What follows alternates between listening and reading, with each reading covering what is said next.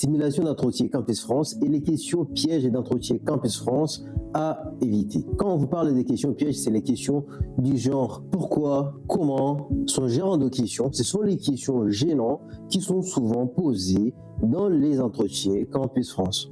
L'intérêt de bien répondre à ces questions, c'est de convaincre l'agent de Campus France. Sachez qu'en général, si on vous pose ce genre de questions, c'est que ça ne sent pas bon du tout. Ce sont des questions qui déstabilisent. Mais nous, vu que nous savons ce que nous sommes venus chercher, on va rester focus. On ne sera pas déstabilisé par ce genre de questions. La plupart du temps, si vous répondez mal à ces genres de questions, vous allez avoir les genres d'avis qui vous donnent le motif 4 ou le motif 5. Ce qui ne savent pas, le motif 4, c'est souvent vous n'avez pas présenté des éléments suffisants permettant à l'autorité consulaire de s'assurer que votre séjour en France à des faits d'études ne présenterait pas un caractère abusif. Comme vous le savez, actuellement, on est en période de crise migratoire en France. Les autorités consulaires, ils sont obligés de renforcer la sélection. Donc, dans cette vidéo, on va voir comment répondre à certaines questions. On va prendre un exemple et puis on va voir ensemble les questions qui vont sûrement tomber parce que ce sont des questions qui sont plutôt évidentes que la majorité des gens ont déjà eu dans leurs entretiens Campus France. Ces questions, s'ils ne sont pas bien préparées, ça peut être une piège pour vous parce que ce sont des questions qui demandent que vous soyez précis, clair et que vous montrez que vous maîtrisez bien votre sujet. Tout d'abord, on va voir comment se présenter. Donc, certains coachs ou certaines personnes qui donnent les conseils sur l'entretien Campus France vont vous dire que si vous vous présentez de façon très courte, vous aurez droit à beaucoup de questions de pourquoi, comment. Donc, vous allez subir beaucoup de questions. Ou si vous vous présentez de façon longue, on va vous arrêter. Donc, dans la plupart des cas, on se demande alors comment se présenter exactement pendant l'entretien Campus France. En fait, donc, il existe bien une façon de se présenter. Pour trouver une meilleure façon de se présenter, c'est pas une chose facile. Mais moi, je vais vous dire tout simplement de vous soucier de ce que vous pouvez contrôler. Ça veut dire savoir répondre, savoir expliquer les questions, vos projets professionnels, vos projets d'études. Ça, ce sont les questions, ce sont les sujets que vous maîtrisez. C'est la seule chose que vous pouvez contrôler. Lors de votre présentation, on vous arrête, il n'y a pas de souci. Arrêtez-vous, prêtez l'oreille à votre interlocuteur, écoutez ce qu'il a à vous dire. Et puis, reprenez, répondez à la question qui vous a été posée. Alors, on va voir les questions qui dérangent, mais qui vous seront posées sur à 80% que ces questions, ils vont tomber. Ce qui veut dire qu'à 20%, ces questions-là peuvent ne pas tomber. Mais tous n'ont pas la même chance. Vous allez voir qu'il y en a certaines personnes, parce qu'ils ont bien fait leur dossier, ils ont des bonnes notes, tout est clair, précis. On va les poser 2 ou 3 questions et puis basta. Ou tout simplement, l'agent de Campus France l'a bien dormi, il s'est bien réveillé, il ou elle est de bonne humeur, et puis vous demande 2 questions et puis vous laisse passer.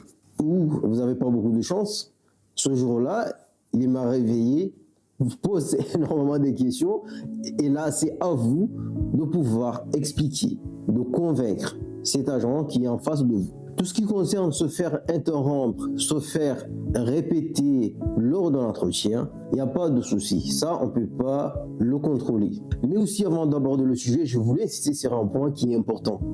Ça veut dire que lorsque vous arrivez dans un entretien, en fait, les 2 personnes, que ce soit vous ou l'agent, vous êtes sous pression. Donc, c'est à vous de détendre un peu l'atmosphère.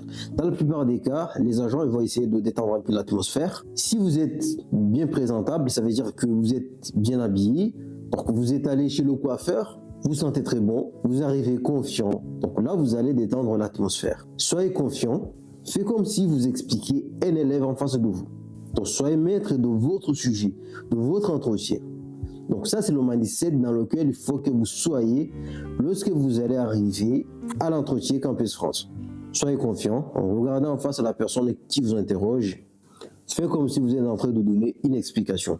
Parce que vous devez apprendre l'agent quelque chose qu'il ne connaissait pas sur la formation. Je vais vous dire que les agents ne connaissent pas toutes les formations. C'est à vous de lui expliquer. Et là, il doit comprendre ce qui est votre projet professionnel et votre projet d'études. Donc vous êtes là, vous êtes devant, vous êtes le maître de votre sujet, vous l'expliquez et la personne va dire « Ah ouais, je ne savais pas ça. Ouais, là, vous venez de m'apprendre quelque chose. Ah, c'est super. » Épatez-les. C'est votre rôle. C'est pour cela que vous allez pour expliquer votre projet professionnel et votre projet d'études.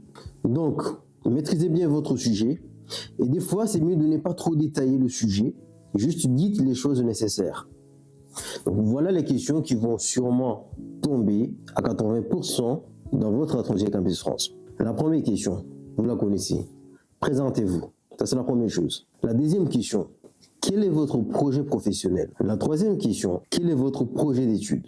Là, je veux mettre une petite question, on va dire la question piège, mais c'est souvent la question qu'on va vous poser pour voir si réellement vous savez ce que vous êtes en train de parler. Un exemple, là, j'ai pris un exemple d'une personne qui a fait baccalauréat S et qui est en licence 2 de l'université. Il ou elle fait une licence en biologie. La question qui peut vous être posée, c'est donc c'est quoi la biologie cellulaire?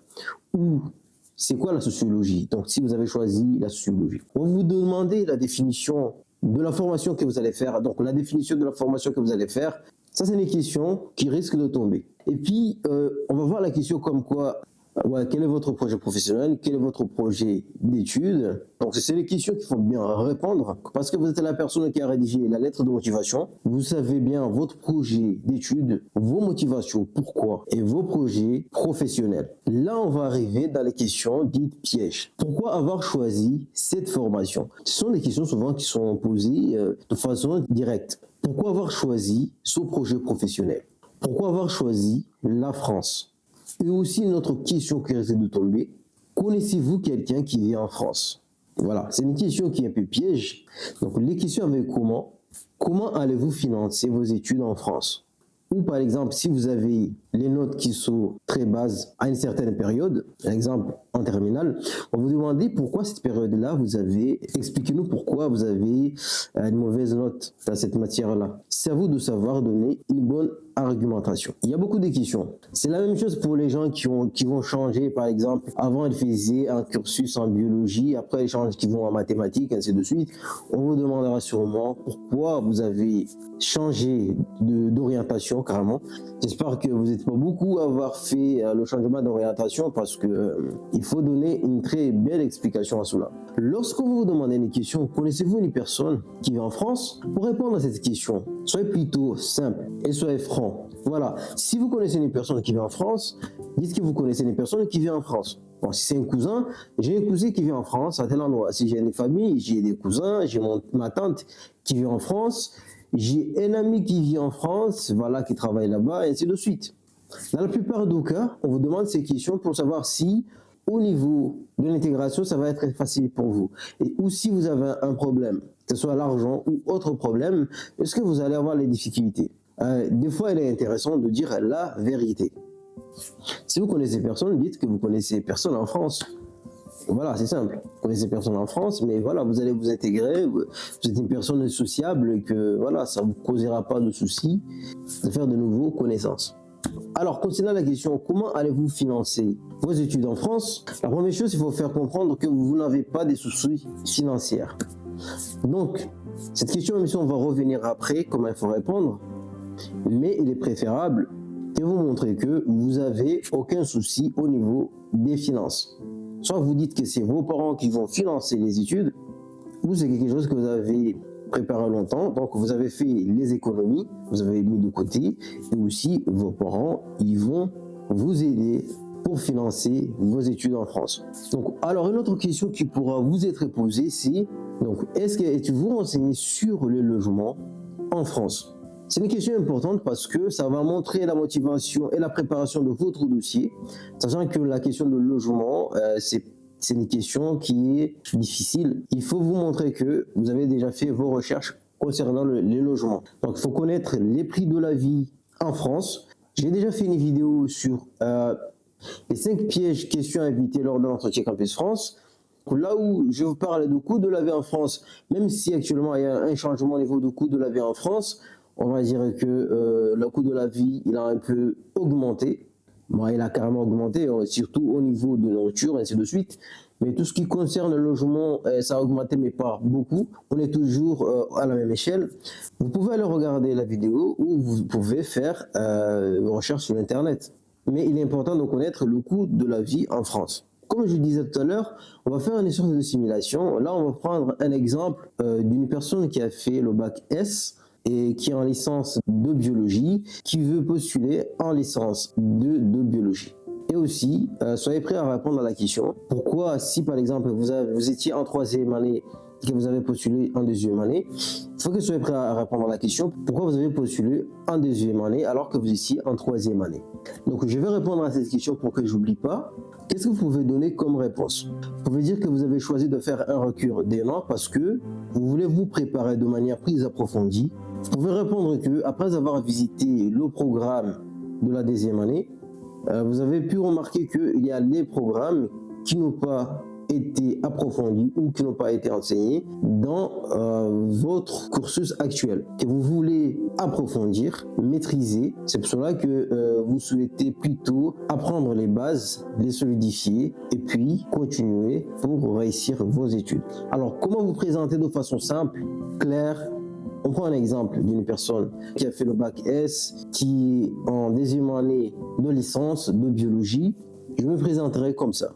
Je m'appelle Mehdi, j'ai 20 ans, je suis diplômé du bac S et actuellement je prépare une licence à l'université, vous tenez le nom de votre université. Je suis candidat pour intégrer l'université française cette année.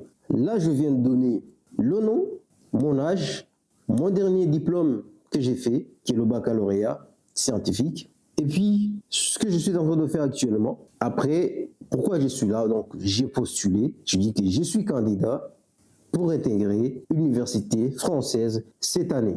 Après, à partir de là, la personne en face de vous, il va commencer à vous poser des questions. Là, ce que vous venez de faire, c'est une bonne chose. C'est comme si vous donnez la parole à la personne en face de vous. Là, il va entrer dans son rôle, il va vous demander, expliquez-nous votre projet professionnel.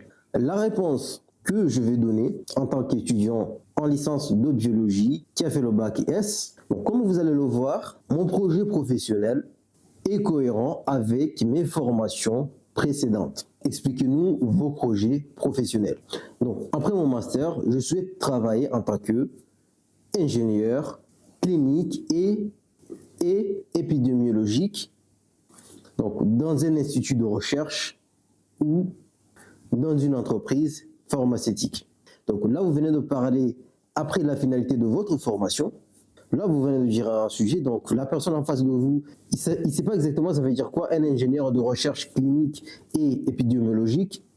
Là, vous n'allez pas vous arrêter. Donc, rajouter une émission que votre métier, futur métier, il exerce, qui va servir soit pour la société ou pour votre pays. C'est simple. Donc, vous allez dire par exemple, donc, je souhaite travailler en tant qu'ingénieur de recherche clinique et épidémiologique dans un laboratoire de recherche, car je souhaite contribuer à de nouvelles méthodes de diagnostic, de traitement et de trouver les nouvelles stratégies de prévention des maladies. Ah là, il va dire, on va commencer à comprendre plus ou moins, il sait exactement ce qu'il parle. Et aussi, ils auront plus ou moins l'idée du métier dans lequel vous voulez vous lancer. Alors, la deuxième question, quel est votre projet d'études? Donc, cette question peut vous être posée donc, avant la première question ou après la première question. Ça veut dire en deuxième place ou en première place. Si on vous la pose en première place, donc j'ai les ambitions de devenir plus tard ingénieur en recherche de clinique et épidémiologique. Et pour exercer ce métier, j'ai besoin de me former tout d'abord en licence de biologie cellulaire. Là, vous dites les éléments des cours de programme que vous avez. Vous citez 2 ou 3. Après, vous dites, après ma licence, je veux m'orienter en licence de recherche clinique spécialisée en épidémiologie. Donc, sinon, si on vous le pose tout simplement, quels sont vos projets d'études? Vous allez répondre, au cours de ma licence, je souhaite approfondir mes connaissances en biologie cellulaire et moléculaire. Donc, je souhaite me concentrer sur les domaines suivants. Et là, vous allez citer les domaines qui sont enseignés en biologie cellulaire, donc, ou dans le cursus là où vous avez postulé. Vous récitez 2 ou 3. On va dire biologie cellulaire, biochimie, immunologie. Et je souhaite également développer mes compétences en recherche scientifique. Vous dites, après ma licence, je souhaite poursuivre mes études en master, recherche clinique, pour acquérir une expertise approfondie dans ce domaine, en me spécialisant en épidémiologie. Là, vous venez de donner une chronologie des formations que vous allez faire de façon simple, claire et précise. Après une question dite question piège, pourquoi avoir choisi cette formation? Même si vous avez expliqué les choses, vous avez utilisé certains termes techniques ou qui sont tirés du programme que vous avez regardé sur le site de l'université. Ils peuvent vous demander cette question pour voir exactement si vous arrivez à expliquer pourquoi. Donc le but ici, c'est de ne pas vous perdre. Ça veut dire que tout simplement, vous allez expliquer que vous avez choisi cette formation car vous voulez acquérir les compétences et les connaissances pour exercer plus tard votre métier, votre projet professionnel, qui est ingénieur en recherche clinique et épidémiologique.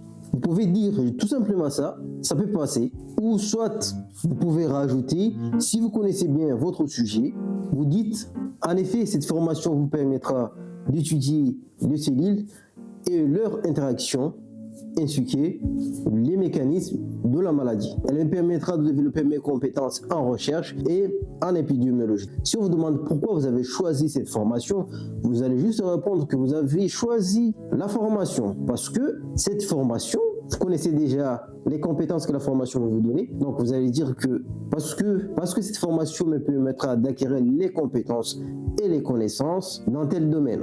Dans ça, tu vois, en fonction de vos missions que vous allez avoir plus tard en tant qu'ingénieur en recherche de clinique. Donc ça, c'est le premier argument. Le deuxième argument, vous pouvez rajouter que vous êtes passionné par la biologie et la recherche médicale. Vous rajoutez que lors de vos formations précédentes et lors de vos recherches, vous avez développé une passion pour la biologie et la recherche médicale et que vous avez déjà les bases solides en biologie lors de votre licence. Et je suis donc prêt à poursuivre mes études dans ce domaine. Pourquoi avoir choisi ce projet professionnel? Donc j'ai choisi ce projet professionnel car il me permettra de combiner mes passions qui sont la biologie et la recherche médicale. Donc là, vous allez démontrer vos motivations, que vous souhaitez travailler dans un domaine qui a un impact positif pour la société et pour votre pays. Vous pouvez toujours argumenter en disant que l'ingénierie ou votre métier, c'est un secteur d'avenir, car le problème que vous allez résoudre en tant qu'ingénieur dans votre métier est constant. Et là, vous dites que je suis un travailleur, je suis motivé, je suis prêt à atteindre mes objectifs. Alors la question, pourquoi avoir choisi la France? Moi, je pense ça une question plutôt simple. Pourquoi avoir choisi la France? Parce que la France, c'est un pays qui est leader dans le domaine biomédical. Les universités françaises sont connues pour leur excellence académique et aussi leur diplôme est reconnu à l'international et que vous êtes convaincu que vous bénéficierez d'une meilleure formation en France pour réaliser votre projet professionnel. Alors, comment comptez-vous financer vos études? Vous comptez financer vos études via diverses ressources, y compris vos ressources personnelles que vous avez mis de côté et aussi vos parents qui vont vous aider à financer vos études. Comment expliquez-vous les notes de terminale si basses? Vous pouvez être très sincère, vous dites que vous avez eu les difficultés des notes basses parce que vous avez eu des difficultés au niveau de la santé et que vous avez eu du mal à rattraper votre retard, mais que cela vous a permis de développer une discipline de travail pour pouvoir vous rattraper et que actuellement vous êtes un bon travailleur. Après, la question, êtes-vous renseigné sur les logements en France? Oui, je me suis renseigné sur le logement en France. Je sais qu'il existe plusieurs façons de se loger en France, donc soit via les résidences universitaires ou les appartements chez les particuliers, la colocation, et que vous êtes prêt à vous engager dans la procédure dès que votre candidature sera acceptée. Là, nous venons de voir les différentes questions qui pourront vous être posées. Je vous invite à aller regarder la vidéo que j'ai vue sur les 5 pièges questions à éviter lors des entretiens Campus France. Là, vous allez voir les certaines questions que j'ai peut-être répétées ou que je n'ai pas évoquées dans cette vidéo. Alors, je vous souhaite une bonne préparation et je vous dis à très bientôt dans la prochaine vidéo.